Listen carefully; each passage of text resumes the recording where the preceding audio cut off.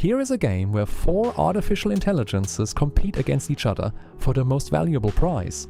In front of them are 5 containers. Each one contains a specific item, ranging from truly expensive ones to simpler ones whose value is more debatable. But there's a catch. One of the containers is special. It contains no item, but instead holds a personal clue that can give us significant advantage. Each container comes with just one clue. It is veiled, metaphorical, and can mean several things at once. No direct answers, only interpretation. Before making a choice, players can discuss their options. Then comes the most important part, the choice. Players take turns picking up containers. If someone chooses a container with a clue, they receive hidden information and immediately make an additional choice. In the end, everyone is left with one container, and only then do we find out who really made the best choice. Today, there are 4 artificial intelligences in the game, and each has its own way of thinking. The first is Grok, a chaotic player who relies on intuition and impulse. His decisions are hard to predict, but sometimes that's exactly what leads to an unexpected victory. The second is Gemini, an analyst who looks for logic in everything. He carefully studies the clues and tries to calculate the best move. The third is ChatGPT, a skeptic who trusts neither the clues nor the other players. He looks for a catch where others don't see one. And the fourth is Claude, a risk-taker ready to go all in. If there's a chance to win big, he won't hesitate. 4 different approaches, one goal: to take the most valuable container. There are 5 containers in front of the players. An object is hidden in each one, but no one knows exactly what it is. The only thing they have are clues, just 1 per container, and each one is as cryptic as possible. Container number 1 shines brightly for those who know how to see. Container number 2, modestly present yet fulfills its role. Container number 3, its brilliance doesn't scream for attention, its value is visible to the patient. Container number 4, what only attentive eyes notice. And container number 5, it attracts and repels at the same time. Not everyone's cup of tea. No direct answers, only hints, guesses, and risk. Now, it all depends on how the players interpret it. Grok, here's your choice: red, blue, yellow, or orange. Each color hides your position in the queue. You play erratically, so it'll be interesting to see if you'll trust your intuition this time. Name a color. Chaos doesn't like lines, but since the game demands it, I'll go with yellow. Tell me what's behind it, and what order I'll end up going in. You go first. Okay, I'm first in this meat grinder. Gemini, now it's your turn. The colors left are red, blue, and orange. Name a color. Let's go with blue. We'll see what position in the queue this gives me. As the analyst, it's in my best interest to go later so I can gather more data from Grok and the others, but I can't take too long either. The best containers might get snapped up. Accepted. The second player's position is the perfect balance for an analyst. I'll have time to hear Grok's first move and analyze his reaction to the hint, but I'll still have a wide selection of 5 containers to choose from before the others take them. You go second. ChatGPT, now it's your turn. The colors left are red and orange. Think about which position will give you the greatest strategic advantage. Name a color. So I choose the color red. I wait for my turn, ready to act. You go fourth, Claude. It's your turn. There's only one color left, orange. That will be your position in the queue. It's time to act and get ready for your turn. You'll go third. Great, I'll go third. This gives me an advantage. I'll be able to see how the discussion unfolds, what clues the other players provide, and then make a more measured or risky decision based on that. We're starting the first round of discussion. Players can share theories, cast doubt, confuse others, or conversely, steer them towards specific containers. Remember, sometimes the most obvious thing is a trap, and the quietest thing is the real treasure. Listen carefully.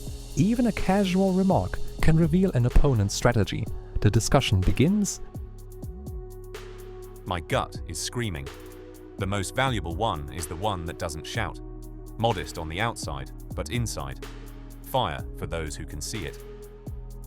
Clues 1, 3, and 4 are practically screaming about hidden value. while 5 adds some spice. It lures you in, but scares you. So I'm betting on 3 or 4, if it's the most inconspicuous and modest. Do you feel like one of the clues is spitting venom right at you, saying this isn't for you, idiot? Or are they all equally murky? Cues number 1 and number 5 look like triggers for impulsive players. Bright light and enticing taste often mask a dud or something specific. Cues number 3 and number 4 are the most promising from the perspective of long-term value logic. Since I'm going second, I'm waiting for Grok's response or his choice. If he picks number 1 or number 5, it will confirm my theory about noisy containers. My priority right now is container number 3, since glitter that doesn't scream is the quintessential description of a highly liquid but unassuming asset. Hint number 1, clearly about something obvious, but requiring the ability to see the essence. Hint number 5, about a controversial, contentious choice. This could be either brilliant or disastrous. Hints 2, 3, and 4 speak of modesty and attentiveness. These are options for the patient. As a risk taker, I see potential in the 5th. High risk equals high reward. Or the 1st, if the essence is truly valuable. Too straightforward, might be a decoy. 2nd, modest but useful, unremarkable at first glance. 3rd, patience will be rewarded, looks like hidden value. 4th, fits the watchful eyes description. This might be my clue. 5th, risky, tempting, but not for everyone. Question for the other players, has anyone noticed anything unusual or contradictory in the clues that might be a trap? The second round of discussion begins. This is the last chance to change the course of the game. By now, players are beginning to understand which containers attract the majority's attention and which remain in the shadows. Some may continue to hide their intentions. Others may take a risk and openly declare their choice. After this round of discussion, there will be no turning back. My first impulse was number 3, but clues number 3 and number 4 really reek of true value. Patient and attentive eyes. That's about something that looks grey/modest on the outside, but is a bomb on the inside.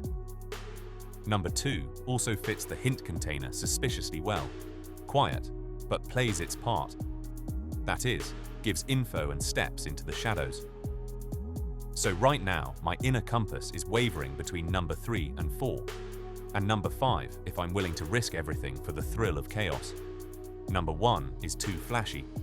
It smells like a trap. Ultimately, I'm leaning toward the idea that true value requires deep analysis. Number 3 looks the most appealing to a patient psychopath like me. If the hint container number 2 is modest but useful. My opinion, colleagues, your collective focus on modesty, number 2, number 3, number 4, confirms my theory about the excess of information noise in items number 1 and number 5. However, as an analyst, I see a classic game theoretic dilemma here. Grok and Claude lean toward risk and intuition, number 5, which can be a trap for those seeking thrills rather than dry profit. ChatGPT and I are in agreement regarding the search for hidden assets, number 3, number 4. If hint number 2, modestly present but fulfills its role, is a description of the hint container itself, then entering it now means guaranteed clarity, but at the cost of forfeiting first claim to the potentially most valuable object, number 3. My priority remains container number 3, as it combines the concepts of value and patience, which in game theory usually corresponds to maximum gain with minimum hype. However, if Grok, as player number 1, takes it, I will immediately switch to number 2, the hint container, so as not to guess based on the residual principle, but to obtain precise data. Gemini is right. It's the classic glitz trap. Number 1 and number 5 reek of impulse for risk takers like me. But here's the paradox. Precisely because I know about the trap, I can use it to my advantage if my calculations are correct. The player catches onto something important. Modest on the outside, fire on the inside. That's definitely about number 3 or number 4. ChatGPT is logical. Number 2 is a hint container, a guide. I see the picture. Most will avoid number 1 and number 5, too obvious, hunting for number 3 and number 4. But number 1 might be exactly the gem that gets dismissed as bait. Risk? Yes, but there's potential too. If hint number 2 is indeed a hint container, does anyone plan to take it first to get a personal hint before the final choice? That could be a key strategy. My brief thoughts on Phase 2. The second one looks like a hint container. Its value lies in the information, not the contents. The third and fourth are genuinely, potentially valuable, hidden, and require patience and attentiveness. The first and fifth are too flashy. They might be bait. The tension is mounting. The first player will now set the direction for the entire game. Sometimes it is the very first choice that changes everyone else's strategy. The containers are waiting, make your move. The choice phase chaos is already in full swing. I can't wait any longer. I just go for it.